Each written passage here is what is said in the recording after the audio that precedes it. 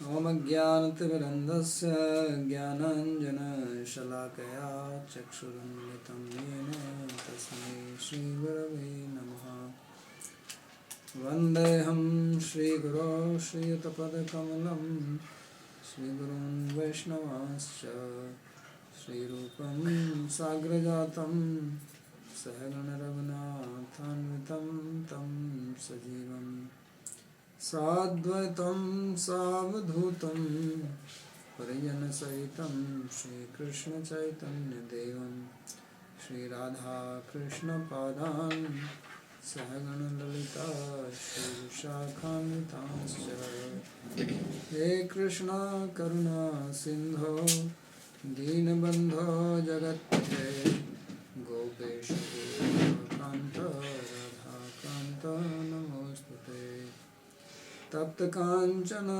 Gaurangi Radhe Vrindavaneshwari Vrishabhanusute Devi Pranamami Haripriye Namo Mahavadanyaya Krishna Prema Pradayine Krishnaya Krishna Chaitanya Namine Gaura Krishna Namaha Panchatattvatmakam Krishnam Bhaktarupa Swarupakam Bhaktavataram Bhaktakhyan Namami Bhakta Shaktikam Shri Krishna Chaitanya Prabhu Nityananda Shri Advaita Gadadhara Shri Vasani Gaura Bhakta Vrinda Hare Krishna Krishna Krishna Hare Hare Hare Rama Rama Rama Hare Hare Narayanam Namaskritya Naram Chaiva Narottamam Devim Saraswatim Vyasam Tato Jayamudiraet. Reading from Srimad Bhagavatam, 3rd Canto, 5th chapter, verse number 13. Vidura is asking question to Maitreya, and his prime question was that why is that human beings that perform activities to attain happiness but they don't get it. So every intelligent person would ponder over this, because it happens to every intelligent person and of course to others also. This failure comes to everybody. In this material world, there is nobody who has not failed in this attempt to be happy. Whether they are smart or they are dull, whether they are knowledgeable or ignorant, everybody faces this problem of not getting what they want, which is happiness. And he said not only that they don't get happiness, they don't become free from the miseries, rather they get more and more miserable. So this was his major question. And then he started talking about, because he is asking for others' benefit, he knows the answer. So because he knows the answer, during the question he is also referring to the answer. He says, please tell me about Krishna and his activities and why he comes. And this is the reason why Vyasadeva wrote Mahabharata, because people are not interested in hearing about Krishna or God. You tell them other stories which come on TV or in the newspaper, and they are very interesting for them. They spend hours watching those newses.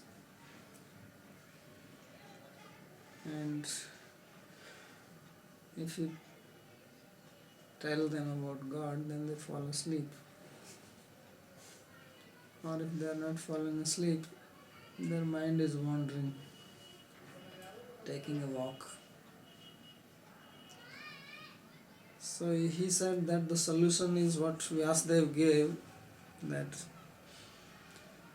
we have to hear about Krishna Katha, the stories about Krishna, because they are very interesting, full of knowledge, philosophy, and give solution to the problem of human life. This is what he said. In this particular verse he says, Sa Sraddhadhanasya vivardhamana virakti manyatra karoti punshaha Hare padanu smriti nirvritasya samasta dukkhate mahashudhate. What is the outcome of hearing these stories? What does one gain?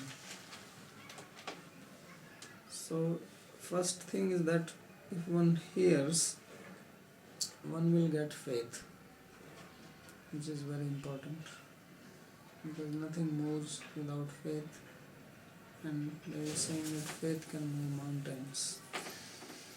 The mountains don't move. Of course, there was a time when mountains used to fly. They had wings and they used to fly. So that was very scary. Then the sages approached Indra that we are always scared when you see this mountain flying up because they can sit on us. Then we will be crushed to death. So then Indra came and he cut the wings of the mountains. So then mountains became stable. Wherever they fell down, that's where they are. So, but faith can still move the mountains. That's what Bible says, right? So first thing is to get faith, and that comes by hearing. There is no other way to get the faith except by hearing. Whatever faith one has, it comes by hearing only. In whatever you have the faith, it comes because you heard about it. So therefore he says, I want to hear. And what else it does, that when you hear further,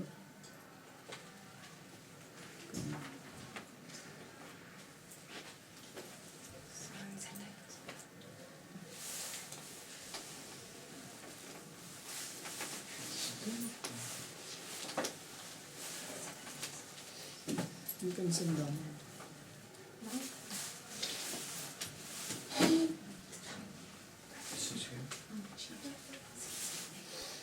So when you hear about Krishna, then faith comes, and when you hear more, then it increases.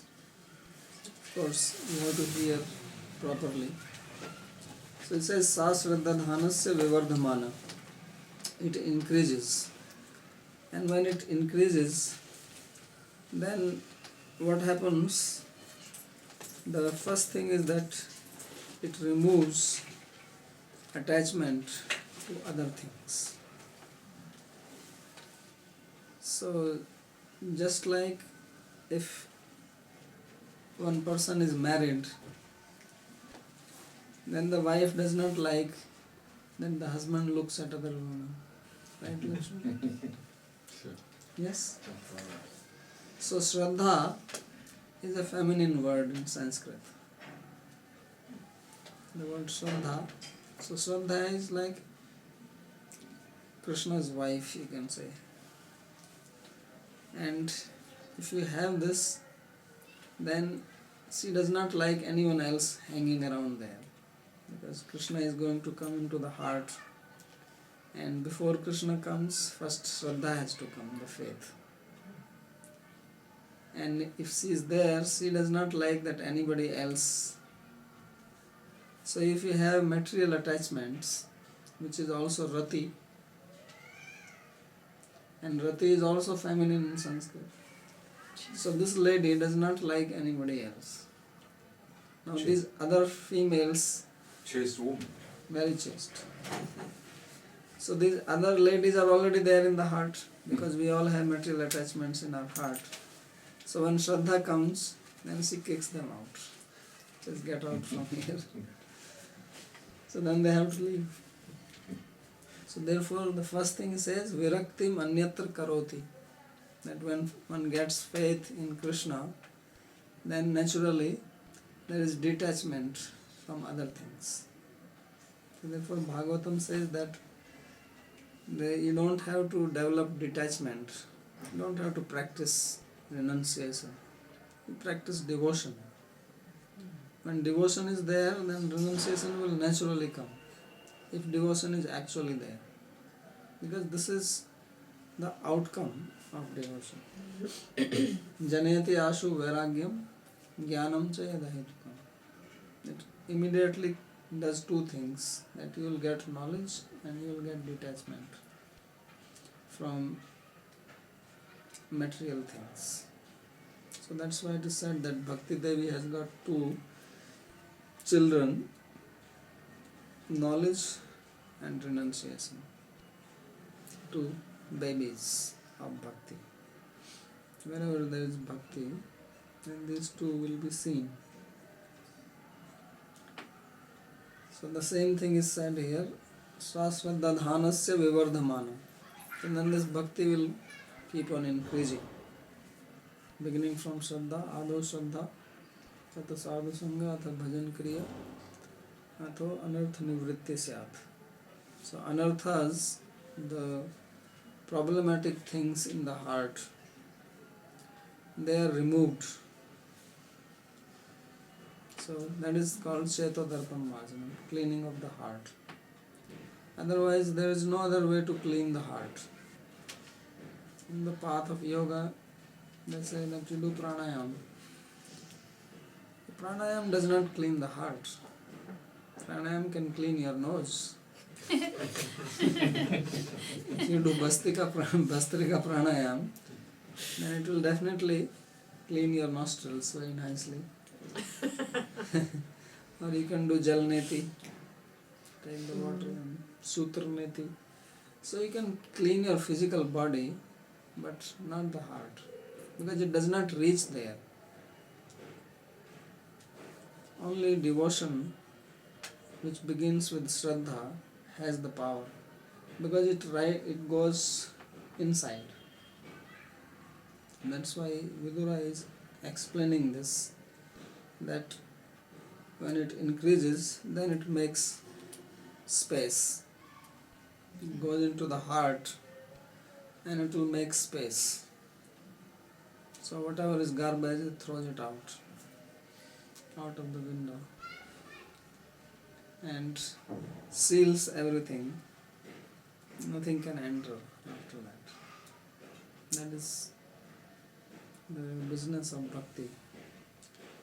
And then what will happen?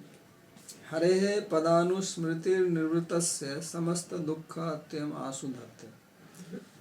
When one will have Shraddha and heart is clean, then one will have constant remembrance of Lord's feet. Harehe pada anusmriti. Anusmriti means continuous, without any break. You will never forget God.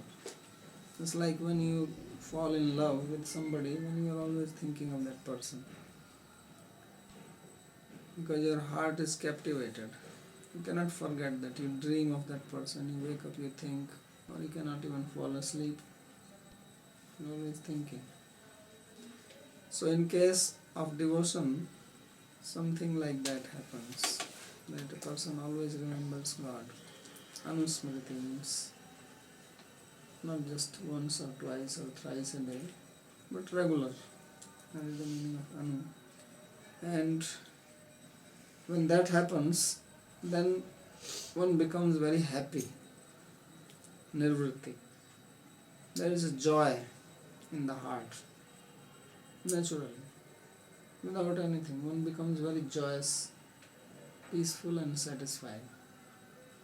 So when that happens, then it says, Samasta dukh atyam asudhate. Then all the miseries come to an end. Samasta means complete. Not that some miseries are gone and some are remaining. So this is the power of remembrance of God. So this happens when devotion has taken place in the heart. But to come to that stage, one has to do sadhana regularly. Because there is a lot of anartha or garbage inside, and when devotion wants to go into the heart, she sees this and she becomes like repelled. She does not like dirty things. Bhakti is very clean lady, and any dirt, she does not appreciate that. So it goes and then it gets repelled.